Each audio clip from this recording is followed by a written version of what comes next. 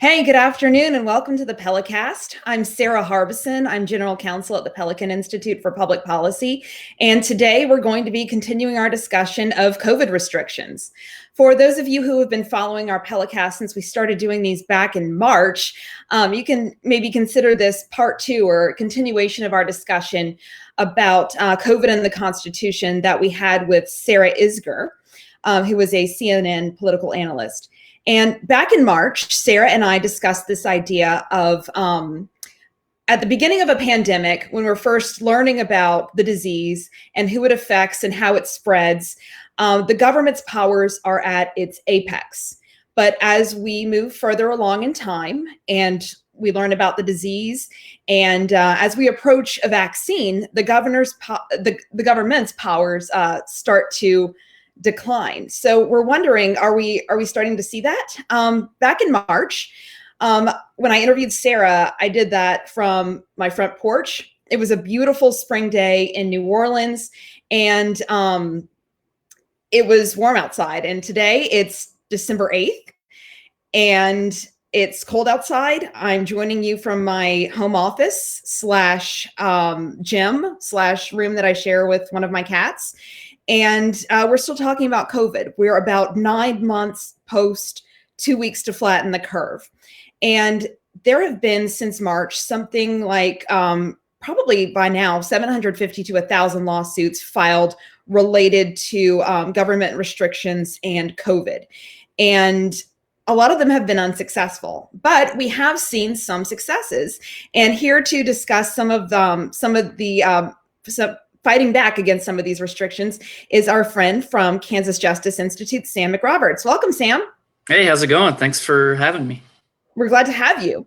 So, Sam, you and the folks over at Kansas Justice Institute successfully challenged some restrictions that were either, was it your governor or was it one of the mayors in Kansas?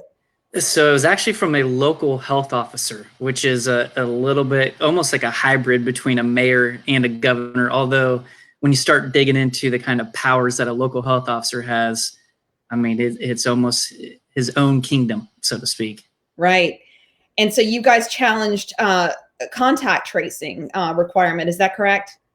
Yeah, it was a really strange version of contact tracing. And we ended up, this was back in May. And so when you were talking about the government's powers are at its apex, at the beginning of a pandemic, I hadn't really heard that much about contact tracing. I don't think a lot of people in the community had heard that much about contact tracing. And then out of the blue, I got this email from somebody in Lynn County, Kansas, who said, essentially, you're not going to believe this, but the local health officer has ordered businesses and professionals to compile and disclose upon demand for any reason a list of their patrons, their patients, their clients. And the health order applied to physicians, lawyers, banks, dentists, restaurants, oh my gosh. and basically anyone in Lynn County, Kansas. So whenever you found that out, what did you guys do? Well, I couldn't believe it. Actually, at first when I saw the email, I thought that just can't be true. That's just unbelievable. And then I ended up getting on the phone with the person who sent me the email. We talked through it. I got a copy of the local health order. And sure enough, that's exactly what was happening. And so we basically talked about, of course, is this something that Kansas Justice Institute wants to get involved in and all those kinds of things. And it's really interesting because you talked about we're now 9 months past the 2 week flatten the curve. At the time, in May, this was still very fresh. It was surprising. It was like, hey, what's a federal judge going to do about this? So we were weighing the pros and cons of whether or not we should get involved. And of course, we did make the decision to help out Jackie Taylor. And Jackie runs a newspaper in Lynn County, Kansas. And Linda Jo Hissel, who runs a restaurant in Lynn County, Kansas, a small rural diner. And Linda Jo's story is so interesting. She knows all of her customers. She's grown up with them. They come into the diner. She knows them. They know her. And so there was no good reason for Linda Jo to have to compile lists of all of her patrons who, quite frankly, didn't want to be on a list to begin with. And then if the health officer demanded a copy of the list, then Linda Jo is going to have to turn over ostensibly every day, every time, a list of everybody who had gone into her business, including, from our perspective, even the people who were delivering food to her. So, anybody who was coming in for even a minute or two was supposed to be kept on this list. It's really interesting how a lot of these COVID cases and a lot of the things that you hear about have such a local angle. I mean, it's obviously it's affected everybody, but you really think about how much you care about the person who serves the best Vietnamese food in town, for example. She knows when I place an order, she knows who we are, and she always greets me. And you always think about how much this is affecting the lives of everyone, and especially people we care about. Yeah, I agree with that 100%. COVID is been horrible. It's affected a lot of people. And especially when you think through the business owners who are being impacted daily. I went on a walk last night it's called basically the Plaza in Kansas City.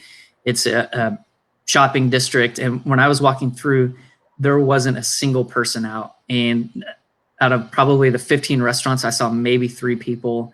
And I just kept thinking to myself, I don't know how anyone is going to be able to make it through the pandemic. And that's what makes it's so difficult then when you get such onerous restrictions by the government. So back to the contact tracing requirement, what were the legal arguments against it?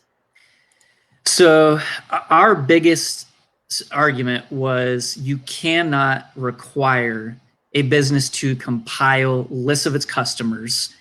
And even if you could be forced to compile a list, there has to be some sort of pre-compliance review process. In other words, the Fourth Amendment just doesn't evaporate during a crisis. Right. There's no exception to the Fourth Amendment for pandemics. And so let's just assume Linda Jo was required to keep lists. The government just can't come in and say, turn over the list of all of your patrons. There needed to be either a search warrant or some sort of administrative warrant, and some sort of ability for business owners to object. And so that way, if they thought, for example, that the health department was coming in, 3 or 4 times a day, or if you're a lawyer who's got lists of your clients, right, you need to have the ability to object somehow. You need to have some sort of pre-compliance review process and get before a neutral magistrate, get before a judge, so you can raise all of your arguments to say, hey, judge, this is overly broad, or this doesn't comport with the Fourth Amendment. You've got to have some ability to push back. And so that was, in my opinion, our strongest argument, was that the Fourth Amendment just, it cannot allow something like this to happen in Linn County, Kansas. Now, who besides the public health authority thought that this was a good idea? I quite frankly, I don't know who thought this was a good idea. I'm not convinced that the health officer did think it was a good idea. I don't know who was telling him to do this. I don't know who was advising him to do it. At first, I thought maybe it was just like an oversight. And then as we got into the case, they did defend it pretty vigorously, although they acknowledged very quickly that the Fourth Amendment does apply. And then they acknowledged very quickly in the process some sort of warrant. And then in the middle of litigation, they said, oh, we actually intended to make this entire thing voluntary, which was extremely surprising to us. Oh, wow. So did you have a lot of support from the community, or were there any other organizations that stepped up to help? There was a ton of support for this lawsuit. Right after we filed it, it got a lot of media attention, and I can't remember if it was the Associated Press or some reporters were asking the governor of Kansas about basically about our case. And one of the newspapers, her quote was, I think that it's going a bit too far. Okay. And so she was, she's a Democratic governor. She probably would hate to ever be on the side of Kansas Justice Institute, but she had that quote loud and clear that she thought it was going too far. And even Secretary Norman, who is the head of the Kansas Department of Health and Environment, he also was saying that he didn't approve, or he didn't basically green light what was going on. And in the middle of our case, the ACLU filed for leave to file a motion or basically file an amicus brief on our behalf. Oh, good. So in New Orleans, there was some discussion early on about doing contact tracing here, but then there were a lot of these Fourth Amendment right to privacy, who this would affect the most adversely in our community. And the next day, the mayor walked it back. So yeah, it's a lot of these things we talk about, how shocking they are and how absolutely unbelievable some of these restrictions are. And it's weird. It's interesting to see sometimes where the line gets drawn.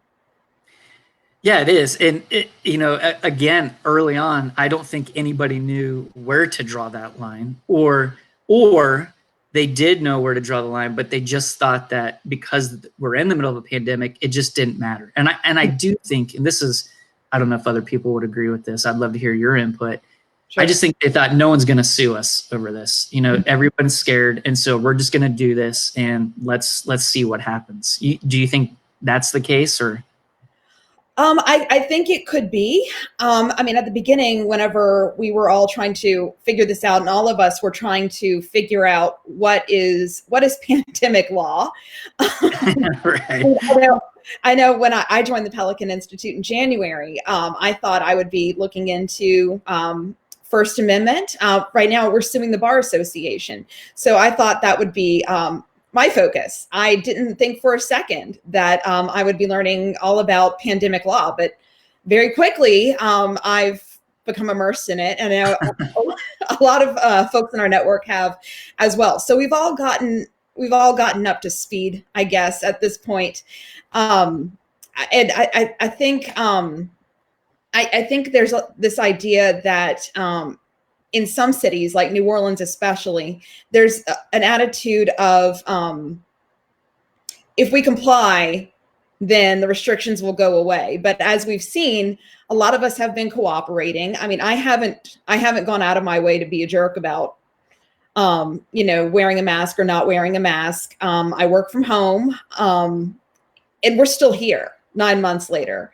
So I don't know if I think in some cities you do have more of a tolerance for authority, I guess, but I think it's starting to break. I don't know that those types of restrictions or a contact tracing requirement would have flown or even would have been proposed in a city like Lafayette, Louisiana, which is where I'm from, which is very conservative and very laissez-faire, very do what you wanna.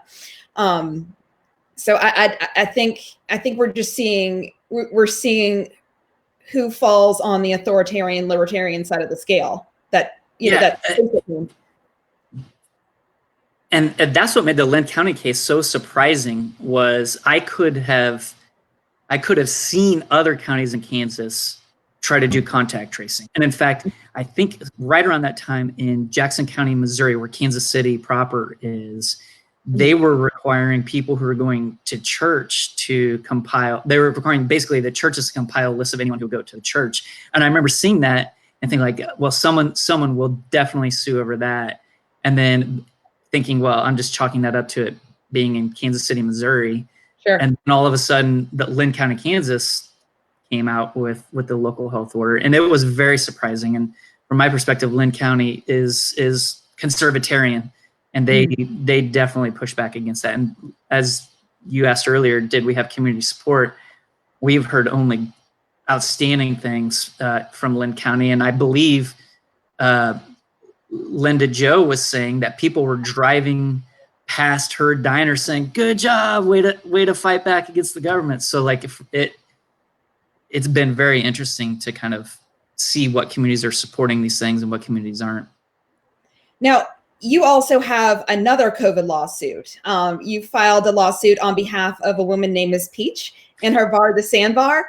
And I got to say, Miss Peach looks like my husband's aunt who gives him candy in his Christmas stocking every year, even though we're in our late 30s. She looks like a delightful lady. Can you tell us about that case? She is great. She is a firecracker. I love talking to her. She always keeps me on my toes. She runs this really cool bar in Lawrence, Kansas called the Sandbar. And I probably have been to her bar several times when I was, of course, after age 21, but in undergrad and while I was in law school. So I'm familiar with the Sandbar.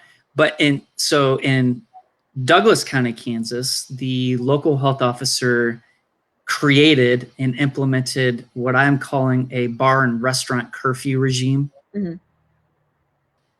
And what he said was any bar or restaurant that has a liquor license has to close earlier than what state law permits. So in Kansas, you could serve alcohol until 2 a.m. You can use outdoor seating. Mm-hmm. And because of COVID, the Department of Revenue was, and then the legislature allowed for bars to sell cocktails to go, which was like a huge deal in Kansas for you guys. It's like yawn Thursday, deal, right? But for us, it was like monumental. And so then the local health officer said, no, you can't do that after a certain time at night. And at first it was 10 p.m., then it went to 11 p.m., then it's now dialing back.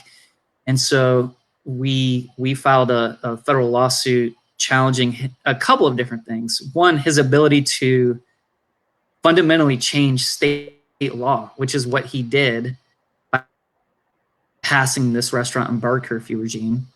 And one of the things that we filed that I'm adamant about is you have, in our opinion, the right to procedural due process. Mm-hmm. And so Peach should be able to go before the local health officer and object and say, hey, I want to have an individualized hearing to show you all of the impressive things that I have done to make the Sandbar safe for customers. They put in ventilation filters, they put up plexiglass, they've separated the tables, they built this amazing outdoor seating area that now they can't use after a certain time at night. And it's just, it's ridiculous in the sense that we all know that it's not like COVID stops spreading after certain times. Right. But these schemes just have been so arbitrary and so ridiculous on its face, and it's hard to justify it. And something that I've seen in the cases that discuss these restrictions is a discussion about a reluctance to second guess an elected official who's making these public health determinations. In Louisiana, for example, our governor, or in New Orleans, our mayor, they're the people who are making decisions about who can be open, who has to be closed, whether or not there's a curfew. But in Kansas, it sounds like you have an unelected and largely unaccountable person who's making those types of decisions. Yeah, that's what's been very difficult to wrap your head around, that here we have an unelected health officer who has no real political accountability to anyone, gets to pass these orders and then and basically have them being enforced by the local health departments or the county attorneys. And so that's one of the things that we've taken a hard look at to try to push back, to say, hey, there's got to be some accountability, and the courts just can't, they just can't sit on the sidelines on these issues. Sure. And in a lot of these executive orders, you see a lot of arbitrariness. Like you mentioned, COVID, it can spread at 9 o'clock in the morning, or it can spread at 11 o'clock at night. It doesn't care if you're drunk or if you're sober. So there's a lot of arbitrariness in the executive orders. There's a lot of unfairness. There's a lot of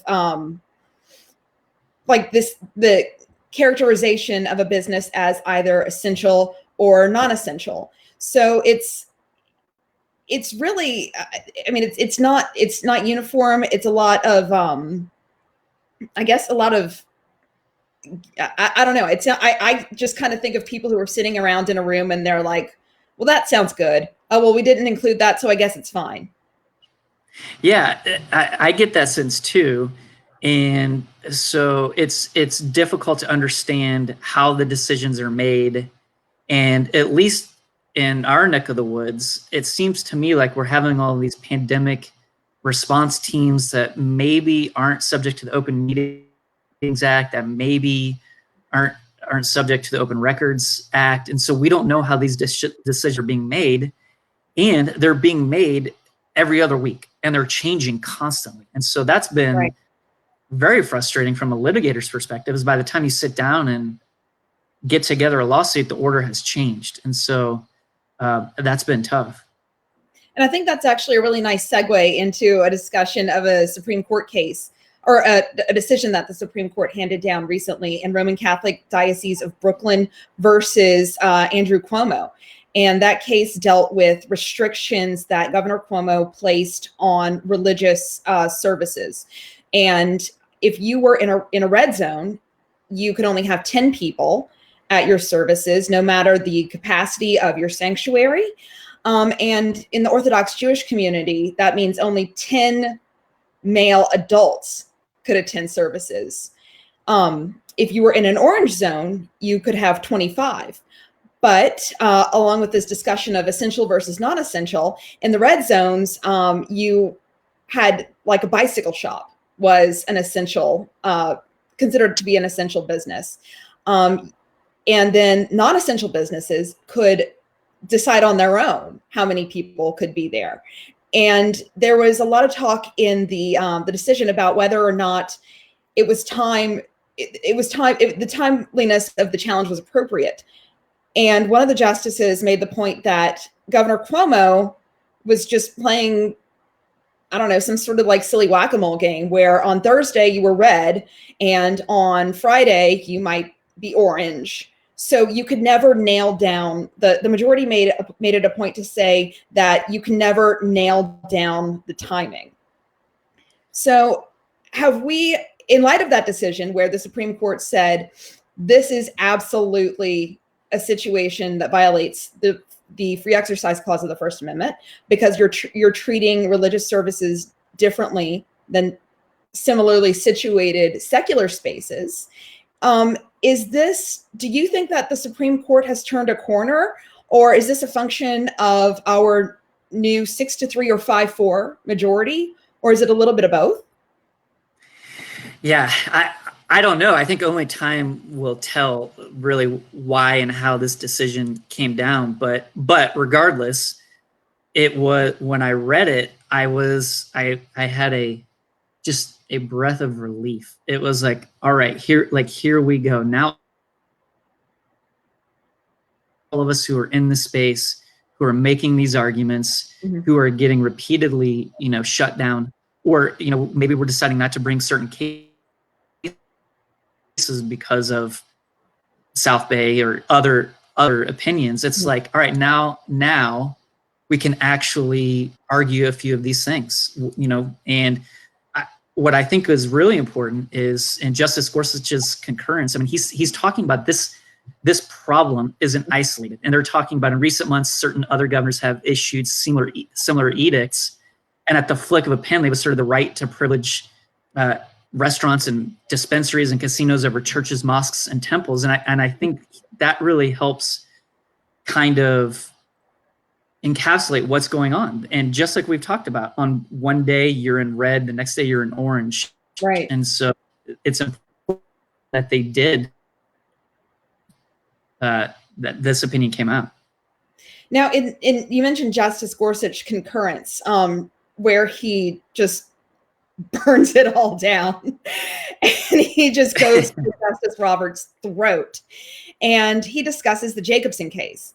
And for our viewers who are not lawyers, who don't have the privilege of having spent the last 9 months of your life in Jacobson, Jacobson is a 100+ year Supreme Court decision that says that the 10th Amendment allows for the states to act in during a public health emergency, and as long as the measures that the government take match the situation that you're addressing. So in Jacobson, there was somebody who challenged a mandatory vaccine ordinance, and that case has been relied upon. It's our only pandemic case, unfortunately, and so we're kind of stuck with it. But what Justice Gorsuch says is that case came along before we had constitutional scrutiny. So strict scrutiny, this level at which the government needs to prove that it has a compelling government interest, which of course, stopping or slowing the spread of a potentially deadly disease is a compelling government interest. And the restriction has to be narrowly tailored.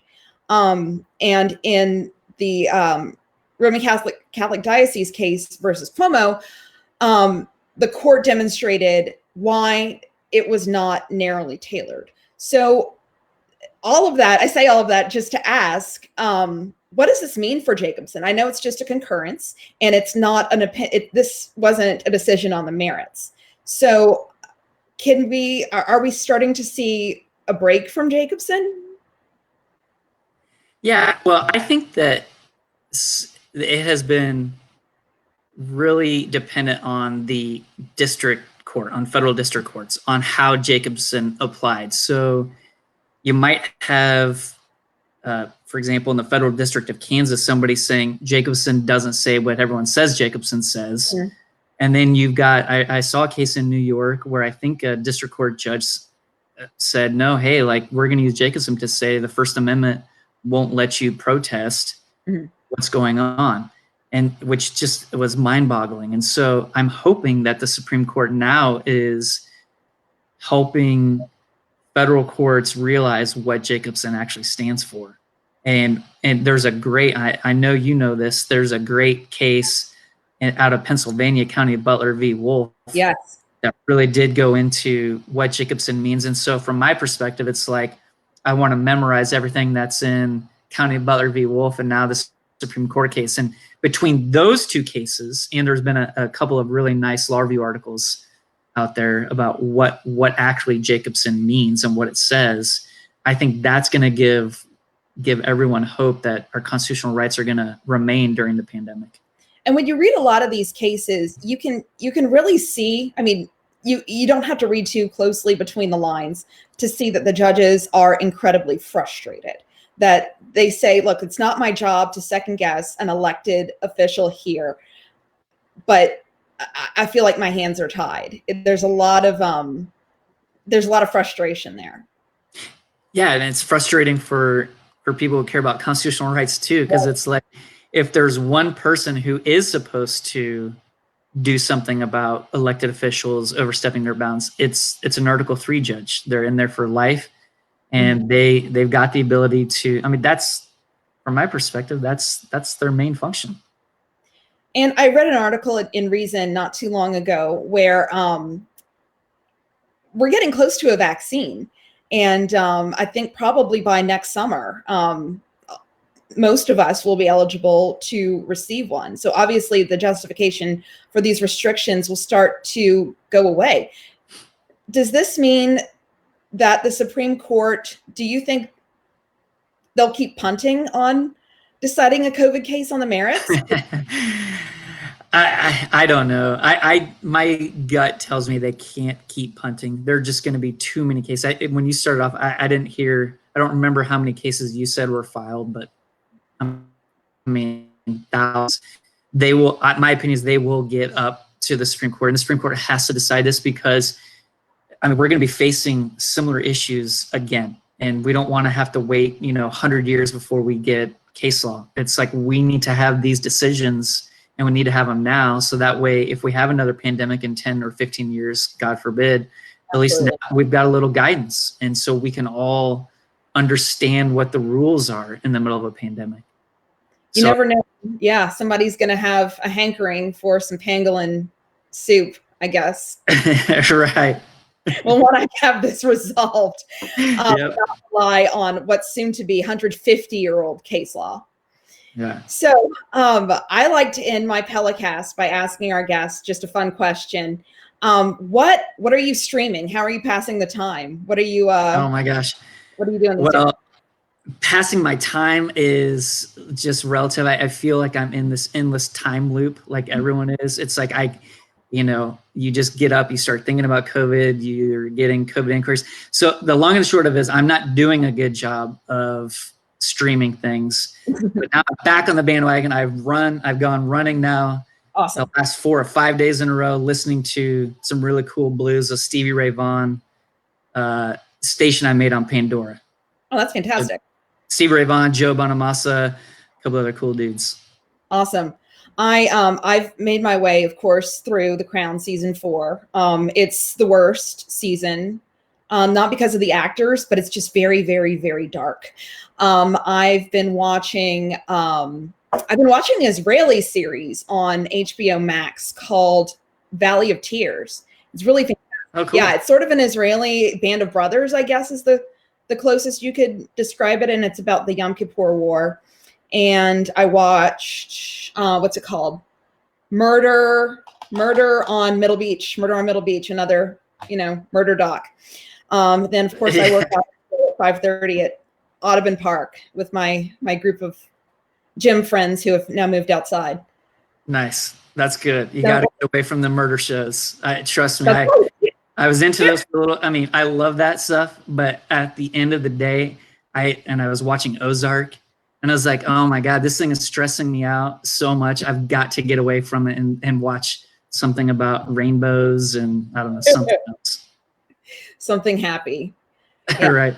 Right. Well, it's the holiday time, so we can all watch Home Alone and Elf and eat chocolate and wait for 2021. Not a fan of Elf.